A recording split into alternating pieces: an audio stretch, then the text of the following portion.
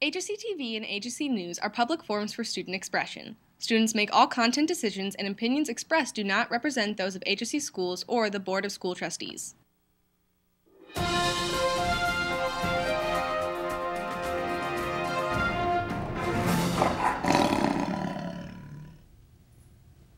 Good morning, HSC. I am Noah Sandell. And I am Bryce Reef, and we are here with this week's Weekly Update. Today's Weekly Update is sponsored by TutorWorks, now open in Fishers. They provide licensed teachers for one-on-one training in all subjects and SAT prep courses beginning May 11th. Let TutorWorks help you finish your school year strong. And we are also sponsored by International Experience. Want to host a foreign exchange student? Visit ie-usa.org for more information. This month is Autism Awareness, Child Abuse Prevention, Drug and Alcohol Prevention, and Safe Driving Awareness. Make sure to check back in tomorrow for more information. As part of a three-part series about internet and online safety, we are going to start off today's update with information about how to be a good digital citizen. Do you know what digital citizenship is? You probably said no, but chances are you actually might. Digital citizenship is about creating communities online, learning how to watch over one's personal information, and using the internet to safely shape your world. Digital conduct is how you approach others online. Make sure you're not harmful, disrespectful, or offensive to others. Treat others in a positive, encouraging manner. Respect others' personal beliefs, and stand up for cyberbullying by reporting abusive behavior on social media sites. Digital footprint is what information there is about you on the web. The internet is a great place to voice your opinion and express yourself, but make sure it's not something that could harm your reputation. Make sure you're presenting yourself and others associated with you in the best light possible. Digital law is something often overlooked in a seeming anonymous world we call the internet. Plagiarism is becoming overwhelmingly common among high school and college campuses. Websites like Turnitin.com have taken up the fight against plagiarism. When looking for information, though, make sure the sites are credible, and no, Wikipedia does not count.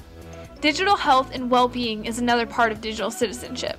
Do you sit correctly when on the computer? Do you hold your phone at the right angle so your neck won't get strained? Are you taking time away from the internet to partake in sports or exercise? There's so many different aspects on how to become a good digital citizen. Make sure to be polite, knowledgeable, and original on the web. For HSC News, this has been Meg McMahon, Gentry Hudson, and Brady Hoffman. Here's what happened last week. The 5th-ranked boys golf team placed 4th out of 17 teams on Saturday at a tough Stonehenge track in Warsaw. The team placed behind number 1 Westfield, number 4 Carmel, and Homestead after shooting .312. Sophomore Drew Alexander led the team with 4 over par 75, followed by junior Cedric Mackery with 76 and junior Nick Kuster with 79 and sophomore Alex Wellington with 82. The sophomore team travels to Sagamore Country Club on Tuesday for the Mudstock match against Fishers, with the JV scheduled to take on Fishers today at Gray Eagle. The number 5 ranked HSC boys golf team defeated Brownsburg last night 135 to 141 at West Chase Golf Club in Brownsburg, which is 5 under par as a team. The Royals were led by senior Sam Bickle with 2 under par, followed by Cedric Mackery, Nick Kuster, and Jack Juskow with 1 under par. The JV also defeated Brownsburg 144 to 169. Sophomores Jesse Sweet and Luke Jolly led the way with even par 35s, followed by Will Kirchmer and Justin Bandura, each with 37. The HSC boys track team competed in league competitions all over Central Indiana this past weekend. Tiger Guillory returned into an all-star performance, breaking the school record and winning the long jump with a jump of 23 feet and 9 inches at the Midwest Prep at LC. Aaron Brown also finished 3rd in the 100-meter hurdles at the Midwest Prep. The distance runners competed at Franklin Central this weekend, and Gabe Fendel took home the fastest freshman in the state time with 4 minutes, 26.5 seconds. Fendel's time ranks him top 10 in the country. Jordan Wright finished 12th with a time of 4:22. Bradley Murphy brought home 2 ninth-place finishes in shot put and discus at the Elite Throwers Showcase. The Lady Royals track team placed 3rd in the 12th annual Royal Relays Saturday here at HSC. Seniors Rachel Nitschwitz and Courtney Fansteel won the 1,600 and 3,200 runs respectively. Freshmen Angela Perry and Mia McKenzie also competed well against some tough competition. Last Thursday night, the Lady Royals varsity softball team lost to number 5 ranked New Palestine 2-0 in 9 innings. The Lady Royals played a great defensive game. The Royals had many hard-hit balls but could not drive in the runners. Ashley Sherlock and Ashley Rohr both had doubles for the Royals. The girls tennis team lost 1-4 to a very tough 3rd-ranked Cathedral team on Saturday. The win for the Royals came from Khushbu Chogle at number 3 singles. The Royals fall to 1-1 on the year. The JV tennis team defeated Cathedral 10-3. Congratulations to freshmen Reedy Patibandla, Ria Desar, Noor Abdullah, Rebecca Liu, and Liz Houston for getting the first wins of their careers. The JV team improves to 2-0. The varsity Royals baseball team defeated Fishers in the first of 3 series over the weekend, 2-1 to capture the Mudsock Trophy. Thursday night saw the Royals dominate Fishers 10-1. Friday night, the Royals battled back in the top of the 7th inning, scoring 2 runs to take the lead as seniors Nick Keel, David Herman, and Aaron McGee played key roles in getting Jackson Howard home for the winning run. Michael Packmayer then came in and shut down Fishers in the bottom of the inning. The Royals dropped the final game of the series on Saturday. The Royals program as a whole went 5-3 against the Tigers. The guys are back in action this week as they try to stay atop, the HCC standings when they play Westfield in the weekend series. The Lady Royals varsity softball team beat Mount Vernon 2-1 in a close game. The Lady Royals fought back to score in the bottom of the 7th inning with 2 outs.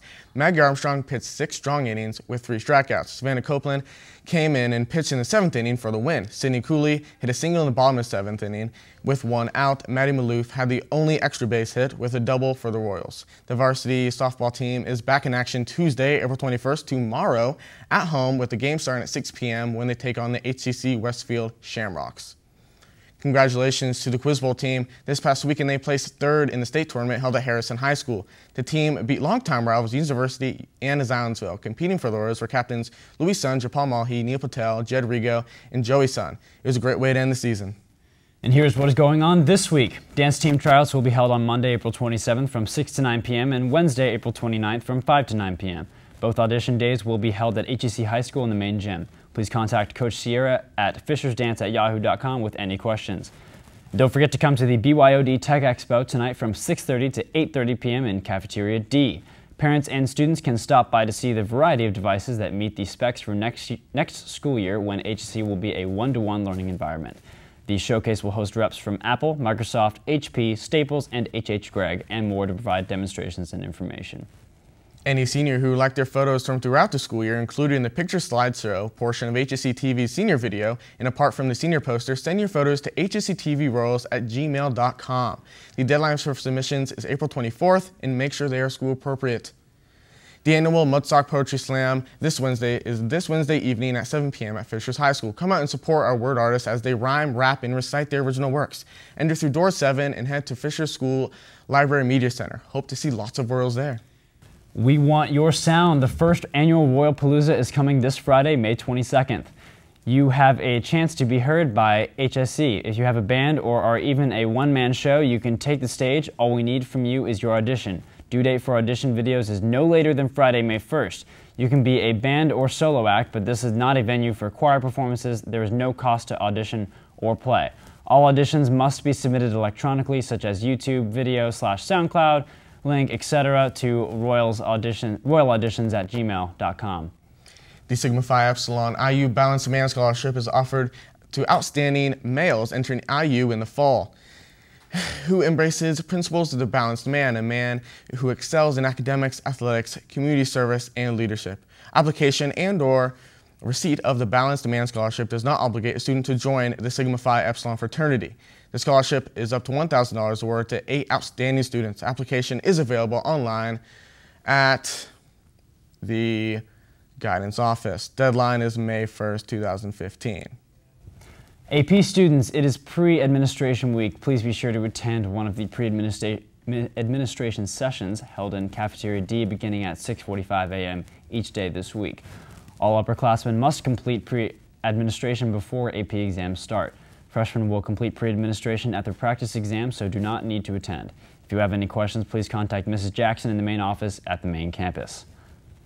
Franklin College is hosting an open house Saturday, May 9th from 10 a.m. to 1 p.m. Register online at franklincollege.edu/open house. That is all we have for you today, HSC. Thank you for watching. We're going to leave you with our newest Kaylee's Corner. Have a good one. Hi, and welcome to Kegley's Corner, where every other Monday Mr. Kegley answers your questions. Let's get started.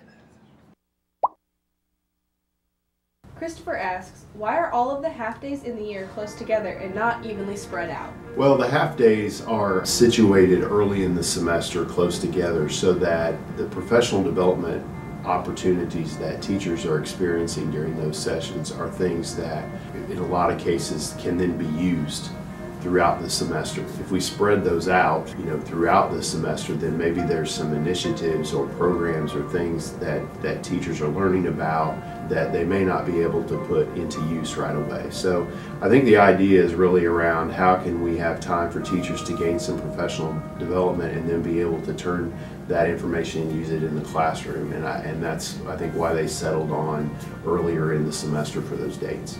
Danielle asks, why are we using iPads next year? I understand that books may be heavy, but there are so many things that could go wrong. Well, we are going to be BYOD next year, but that doesn't necessarily mean that you have to have an iPad. But every student will have to have some form of tablet or laptop that fits minimum expectations developed by the district. The goal for us is, we're in the information age and we need to help students to become technologically savvy, to more importantly, work with how they use technology in their learning and to assist them with their learning and to accentuate their learning. And that's really what the BYOD program is about. Books have their place, certainly. We're just going to have to see with every course where it fits in terms of, do we keep textbooks and do we not? And are there online versions, for example? Many companies have online versions that can work just as well. But we're, as much as possible, looking at ways that we can take that written text and where applicable, have e-versions of those. Caitlin has a concern regarding Blogspot and school filters. She wants to know if there's any way teachers can contact you about blocked websites. That's a good question that she raises in terms of websites and blocked and not blocked. And I know that as we introduce more and more technology, especially next year, that this may become more and more of a concern. There is a mechanism for us to try to get websites unblocked. That usually works from the teacher through me, and I can make requests of if the teacher can validate that this is, for example, a website that they're using in a class and that they need access to. I can request permission for that to be unblocked, and then turnaround time on that is usually pretty quick, and then they'll have access to that. I can't guarantee that everything that we request to be unblocked will be, but there's certainly a process for trying to make it happen. Shelby wants to know if there can be a board or something put down outside the entrance in the parking lot outside of the Leonard so that students don't have to walk in the mud every day. Great question, Shelby, and I want you to know that we've already addressed this issue with our construction team out there. We now have asked them, and I think daily they are going through with like a street sweeper, and they're trying as much as they can to collect any of the loose dirt that can be vacuumed up, if you will, so that if and when we do have rain, it doesn't create a huge mess. Obviously, there's going to be some of that that's inherent with construction, but we hope that we're addressing the issue and we'll try to stay on top of that the best we can. Jonna wants to know, what is the Set a Good Example Award? The Set a Good Example Award is designed to honor one senior boy and one senior girl every month. That award was named after Carrie Coldglazer, who was a graduate of HSC and was tragically killed in an accident by a drunk driver.